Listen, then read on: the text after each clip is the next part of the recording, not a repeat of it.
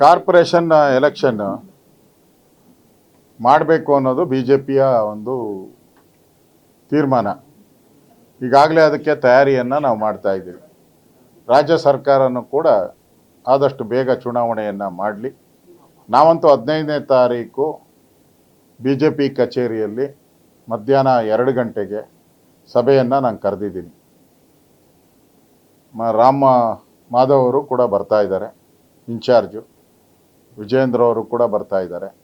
ಸುಮಾರು 170 ಜನಗಳ ಪಟ್ಟಿ ಮಾಡಿದಿರಿ, ಅಷ್ಟು ಕೂಡ ಭಾಗವಹಿಸ್ತಾ ಇದ್ದಾರೆ. ಸುಮಾರು 3 ಗಂಟೆಗಳ ಕಾಲ ನಾವು ಈ GBA ಎಲೆಕ್ಷನ್ ಬಗ್ಗೆ ಚರ್ಚೆ ಮಾಡ್ತಾ ಇದ್ದೀವಿ.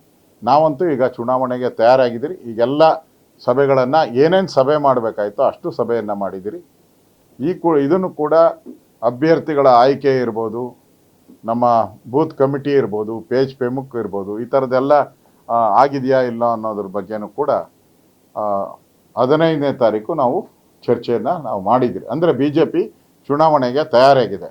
ಏನೇನು ಸಭೆಗಳು ಮಾಡಬೇಕಾಯ್ತು ಎಲ್ಲ ಸಭೆಗಳನ್ನು ಮಾಡಿದಿರಿ.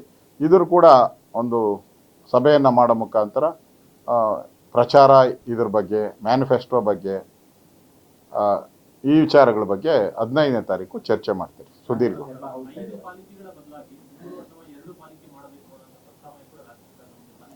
ಅಲ್ಲ, ಇವರು ಮನೆ ಒಡೆಯೋರು, ಕೆಂಪೇಗೌಡರು ಕಟ್ಟಿದಂಥ ಬೆಂಗಳೂರನ್ನು ಒಡೆದಂಥ ಪಾಪ ಇವ್ರಿಗೆ ಅಂಟ್ಕೊಳ್ತೈತೆ.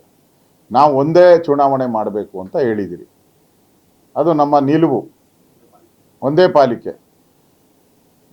ನಮ್ದನ ವರ್ಷಕ್ಕೆ 4,000-5,000 ಕೋಟಿ ಆದಾಯ ಬರುವಂಥದ್ದು ನಮ್ಮದು ಕಾರ್ಪೊರೇಷನ್. ಮಹಾರಾಷ್ಟ್ರದಲ್ಲಿ ಎಷ್ಟು ಸಾವಿರ, 30-40 ಸಾವಿರ ಕೋಟಿ ಮೇಲೆ, 50,000 ಮೇಲೆ ಕೋಟಿ ಬರ್ತೈತೆ ಅವ್ರಿಗೆ. ಅವರೇ ಒಂದು ಉಳಿಸ್ಕೊಂಡಿದ್ದಾರೆ. ಡೆಲ್ಲಿ ಮಹಾನಗರ ಪಾಲಿಕೆ ಅಂತ ದೇಶದ ಕ್ಯಾಪಿಟಲ್, ಅದು ಒಂದೇ ಮಹಾನಗರ ಪಾಲಿಕೆ. ನಮ್ದು ಅವ್ರಿಗೆಲ್ಲ ಕಂಪೇರ್ ಮಾಡಿದ್ರೆ ನಮ್ಮದು ಭಾಳ ಚಿಕ್ಕದು.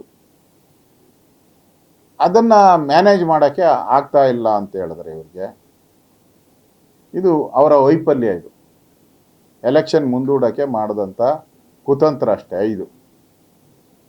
ಈಗ ಅವರು ನಾವು 243 ಪಾಲಿಕೆಗಳನ್ನು ಮಾಡಿ ಚುನಾವಣೆಗೆ ಎಲ್ಲ ವಾರ್ಡ್ ವಿಂಗಡಣೆಯೂ ಕೂಡ ಆಗಿತ್ತು. ಅದನ್ನೇ ನಾವು ಕೋರ್ಟಲ್ಲಿ ಈಗ ಫೈಟ್ ಮಾಡ್ತಾ ಇದ್ದೀವಿ. 243 ವಾರ್ಡ್ಗಳು ವಿಂಗಡಣೆ ಎವ್ರಿಥಿಂಗ್ ಮಾಡಿದರೆ ಅವಾಗೆ ಮುಗಿದೋಗ್ತಾ ಇತ್ತು.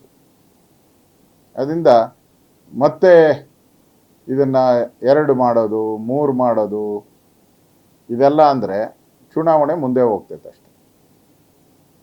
ಚುನಾವಣೆ ಬೇಗ ಆಗಬೇಕು, ಇದು BJPಯ ನಿಲುವು. ಮೈತ್ರಿ ವಿಚಾರ ಈಗಾಗಲೇ ಚರ್ಚೆ ನಡೀತಾ ಇದೆ. ಕೇಂದ್ರದ ನಾಯಕರು ಘೋಷಣೆ ಆಗಬೇಕು. ಚುನಾವಣೆನೇ ಗ್ಯಾರಂಟಿ ಇಲ್ಲಲ್ಲ, ಚುನಾವಣೆನೇ ಗ್ಯಾರಂಟಿ ಇಲ್ಲ ಕಾಂಗ್ರೆಸ್ ಅವರು. ಅದಕ್ಕೆ ಮೈತ್ರಿ ವಿಚಾರನೂ ಹಾಗೇ ಇದೆ. ಕೇಂದ್ರದ ನಾಯಕರ ಜೊತೆ ನಾವು ನಿರಂತರ ಸಂಪರ್ಕ ಇದ್ದೀರಿ. ಕುಮಾರಸ್ವಾಮಿ ಅವ್ರ ಜೊತೆನೂ ಸಂಪರ್ಕದಲ್ಲಿದ್ದೀರಿ. ಸೂಕ್ತ ಸಂದರ್ಭದಲ್ಲಿ ಸೂಕ್ತ ನಿರ್ಧಾರವನ್ನು ತೆಗೆದುಕೊಳ್ತೀರಿ.